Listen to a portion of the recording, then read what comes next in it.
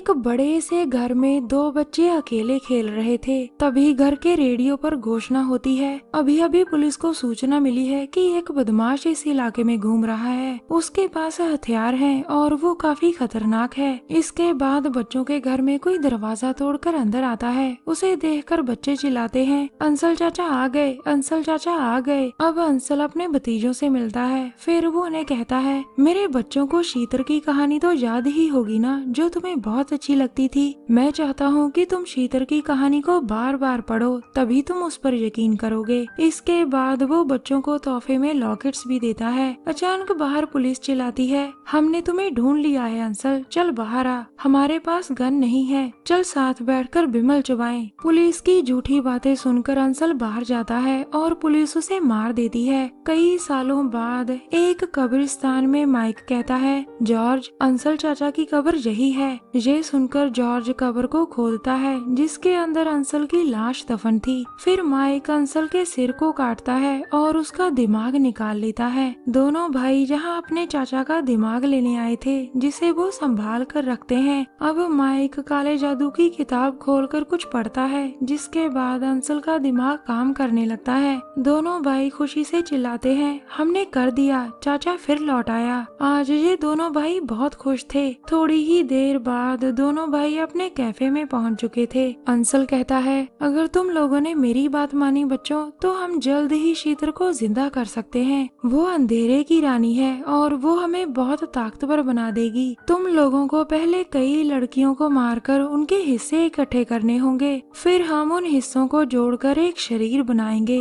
जब शरीर पूरा बन जाएगा तो उसमें शीतर की आत्मा आ जाएगी। इसके बाद वो माइक को एक सुंदर लड़की ढूंढने को कहता है। जॉर्ज का काम लड़कियों को मारकर उनके टुकड़ों को जोड़ना था। दरअसल माइक और जॉर्ज दोनों सगे भाई थे। दोनों का एक कैफे था जिसमें दोनों ही खाना बनाते थे। इनका बनाया हुआ मीट लोगों को बहुत पसंद आता था। इनके कैफे में कॉलेज की लड़कियां भी खाना खाने आती थी, जिनमें से एक लड़की का नाम पिंप था। अब कैफे के अंदर अंसल चिल्लाता है, जॉर्ज, मेरी आंखों से ये कपड़ा हटाओ और मुझे खिड़की के पास रखो, मैं लोगों को देखना चाहता हूँ। अब अंसल एक खास खिड़की के पास था, जिसका चेहरा धीरे धीरे विकसित हो रहा था। माइक पिंप को अटेंड कर रहा था और वो दोनों एक दूसरे से बहुत बातें करते हैं। शहर के एक स्टूडियो में कुछ लड़कियां नाचने की प्रैक्टिस कर रही थी। अचानक वहाँ एक नकाबपोश आकर गोलियां चलाने लगता है। ये नकाबपोश माइक था, जिसने कुछ ही पलों में सभी को मार डाला था। इसके बाद जॉर्ज ने सभी लड़कियों के टुकड़े टुकड़े कर दिए थे। थोड़ी ही देर बाद पुलिस भी स्टूडियो में पहुंच जाती है। इस केस पर ऑफिसर हॉल और जिमी काम कर रहे थे।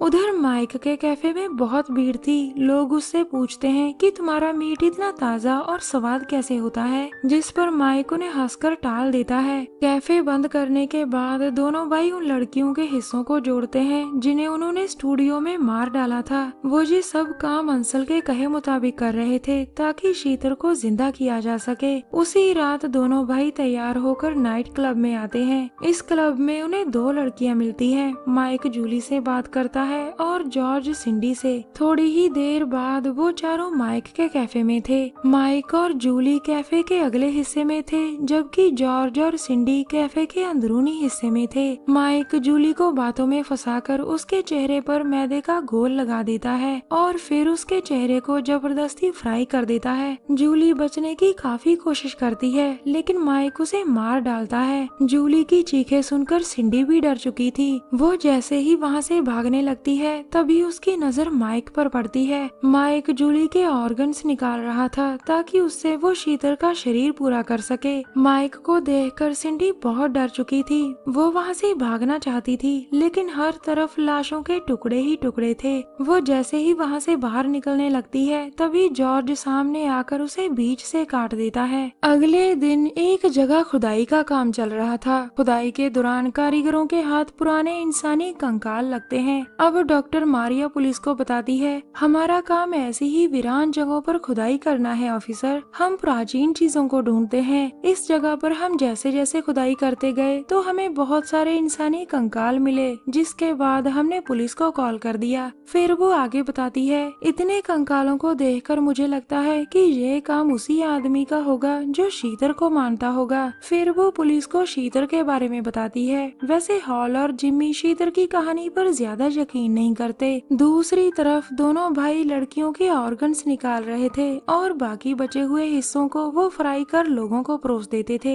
बेखबर लोगों को बिल्कुल नहीं पता था कि वो इंसानी मीट खा रहे हैं। अगले दिन ऑफिसर हॉल एक पुराने ऑफिसर जेम्स के पास पहुंचता है, क्योंकि जेम्स के समय भी शीतर का जिक्र हुआ था। वो हॉल को बताता है, मैं जब पुलिस में था तो अंसल नाम का आदमी शीतर को जिंदा करना चाहता था। उसने कई लड़कियों को मार डाला था, लेकिन हमने उसे जल्द ही ढूंढकर मार दिया था। वो मरते मरते कह रहा था कि उसके भतीजे शीतर को जिंदा करेंगे और बदला लेंगे। तभी हॉल की नजर जेम्स की बेटी पिम पर पड़ती है। शहर के दूसरी तरफ एक रेसलिंग मैच चलने वाला था। इस मैच को देखने माइक और पिंप भी आए हुए थे, जो अब अच्छे दोस्त बन चुके थे। मैच में काफी खून खराबा होता है, जिसे देखकर पिंप काफी डर जाती है। वो जो मैच छोड़कर जाना चाहती थी, लेकिन माइक उसे बेहोश कर देता है। उधर जिम्मी के वायरलेस पर हॉल कहता है, तुम्हें अंसल के भतीजे ढूंढने होंगे। उसका पूरा नाम अंसल नेमटट था। मुझे शक है कि स्टूडियो में लड़कियों का जो कत्लेआम हुआ था, उसके पीछे अंसल के भतीजे हो सकते हैं, क्योंकि इसी तरह का कत्लेआम पहले अंसल भी कर चुका है। तभी जिम्मी के पास माइक की गाड़ी रुकती है। उसकी गाड़ी जब चलती है तो कैफे का नाम देखकर जिम्मी हैरान होती है, क्योंकि माइक के कैफे का नाम नेमटट से काफी मिलता जुलता था। इसके बाद कैफे में पहुंचकर माइक कहता है, जल्दी करो जॉर्ज, आज रात चांद अपनी खास जगह पर होगा। चाचा के मुताबिक जब चांद खास जगह पर होगा तभी शीतर की आत्मा जागेगी। उसे जगाने के लिए नर्क जैसा माहौल बनाना पड़ेगा। वो जब जागेगी तो बहुत भूखी होगी, इसीलिए हमने पिंप का इंतजाम किया है। इतना कहकर माइक काले जादू की किताब उठा लेता है और कुछ मंत्र बोलने लगता है। अचानक दोनों भाई आवाज सुनते हैं। अब जॉर्ज जैसे ही बाहर आता है तो उसके सामने जिम्मी खड़ी थी, जो शक के आधार पर यहाँ आई थी, और उसी पल माइक उस पर पीछे से वार करता है। अब जिम्मी भी उनके कब्जे में थी, जिसके बाद माइक कहता है, ये साली जालिम दुनिया काला जादू भी नहीं करने देती, हमें ये जगह छोड़नी होगी जॉर्ज। थोड़ी ही देर बाद जिम्मी के पास कोई आता है और उसे आजाद करता है। जिम्मी को बचाने वाला हॉल था, जिसे जिम्मी पल पल की खबर दे रही थी। दूसरी तरफ गाड़ी में अंसल कहता है, अबे मेरे भाई की गंदी औलादों, जल्दी जल्दी शीतर के सिर से दिमाग निकाल कर उसकी जगह मुझे रखो। अगर चांद चला गया ना तो मैं तुम दोनों को रगड़ दूंगा। जॉर्ज उसके कहे मुताबिक काम करता है। इसके बाद तीनों नाइट क्लब की तरफ बढ़ते हैं, जहाँ बहुत सारी भीड़ थी। अब दोनों भाई शीतर को लेकर इसी क्लब में आ चुके थे। वो अपने साथ जादू का जरूरी सामान भी लेकर आए थे, जिसे जॉर्ज संभाल रहा था। फिर माइक शीतर को एक तरफ रखकर जादू के मंत्र पढ़ता है। उसके मंत्र जल्द ही क्लब के दो लड़कों पर असर डालते हैं और वो मीट खाने लगते हैं, जिसे जॉर्ज लाया था। उधर जिम्मी और हॉल भी दोनों भाइयों को ढूंढ रहे थे। फिर उनकी नजर क्लब के बाहर खड़ी माइक की गाड़ी पर पड़ती है। क्लब के अंदर जादू लोगों पर असर कर रहा था।